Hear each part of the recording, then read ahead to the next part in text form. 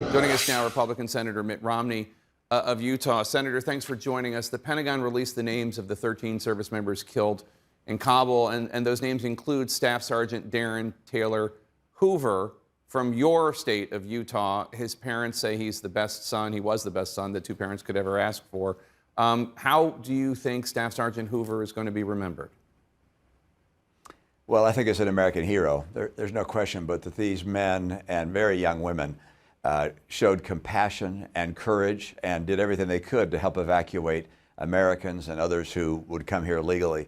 It's an extraordinary sacrifice that they make and is very much in keeping with our extraordinary national heritage.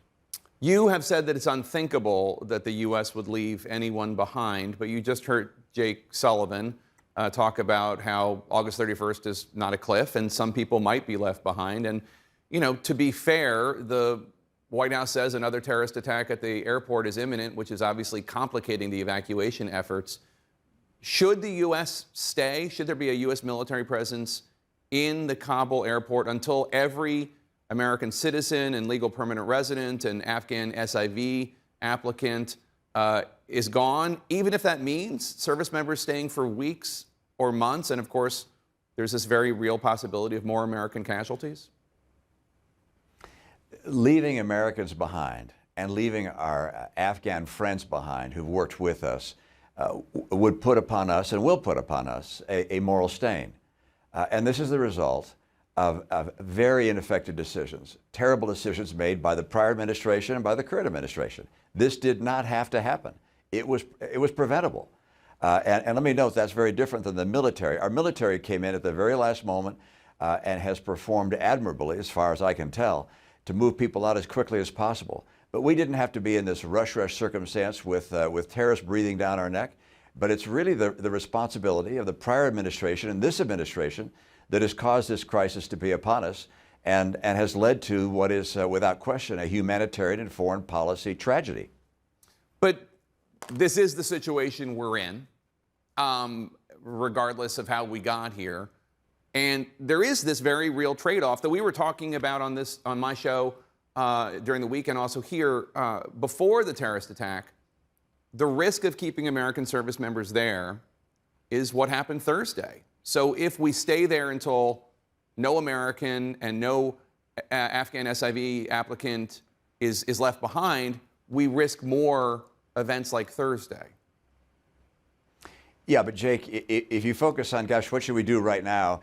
Recognize that we're in the position we're in right now because of terrible decisions made by two administrations.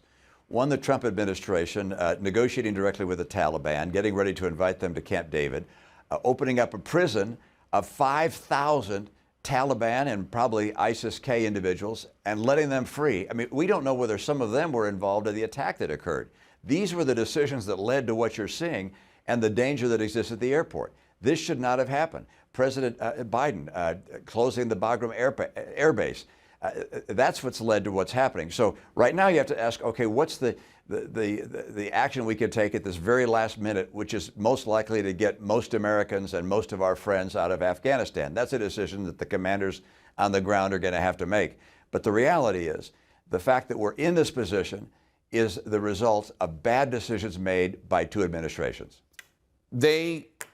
Just to play devil's advocate here, Senator, both Trump and Biden were trying to end the war in Afghanistan. And I recognize that you disagree with the decision to pull all troops out. You've said you would have left behind a residual force of, I think you said around 5,000 service members, mainly focused on counterterrorism.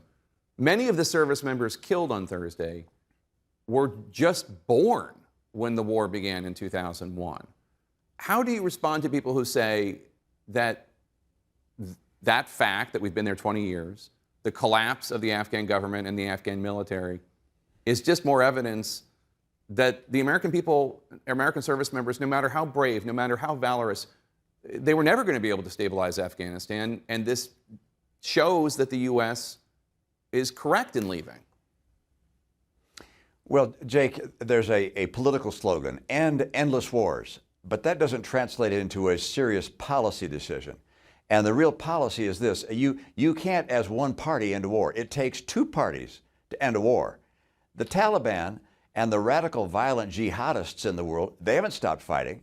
They're going to continue to fight us. The war is not over. We're just no longer in a place where the war had its apex, where the Taliban was able to allow al-Qaeda to grow and to attack us on 9/11. We went to Afghanistan because we got attacked on 9/11 and lost thousands of American lives. Now America is more in danger. The reason we have a military is to protect America.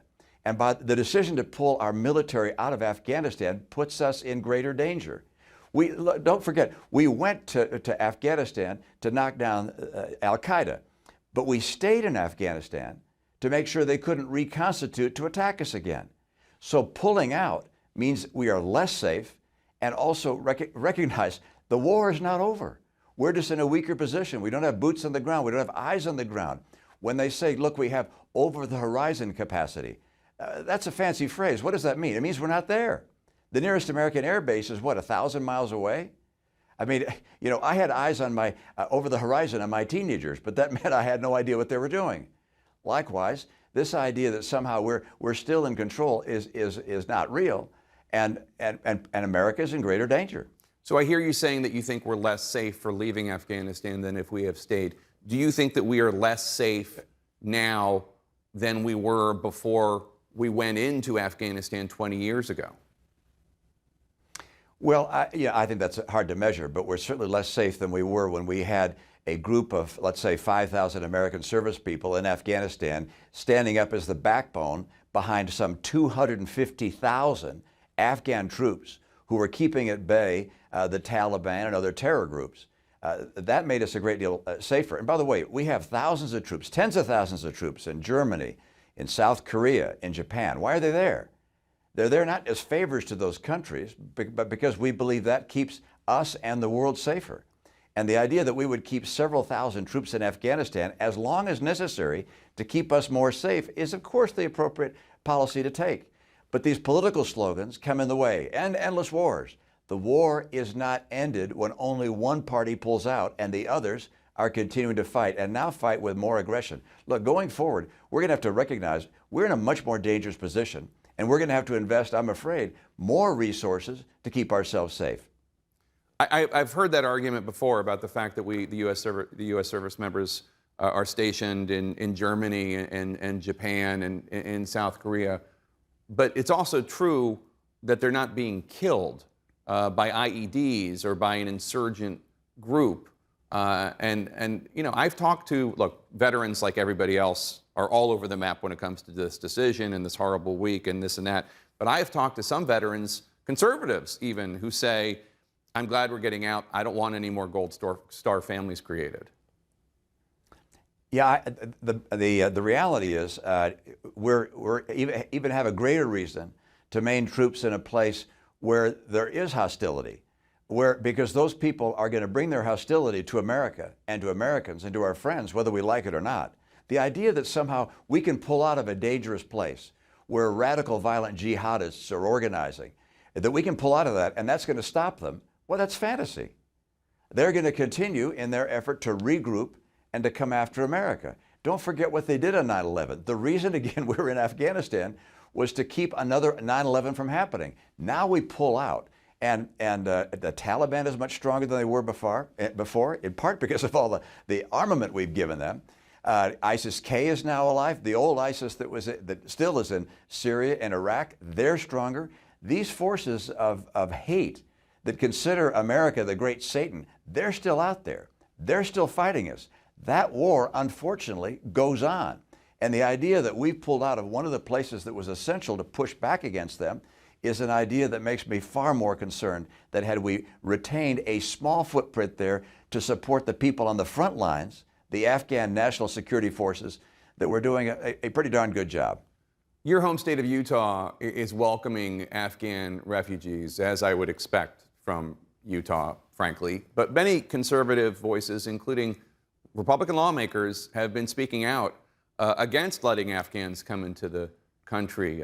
Congressman Matt Rosendale said this crisis, quote, is not an excuse to flood our country with refugees from Afghanistan, and on and on. How do you think the majority of Republicans in the House and Senate would vote if asked whether the U.S. should accept Afghan refugees?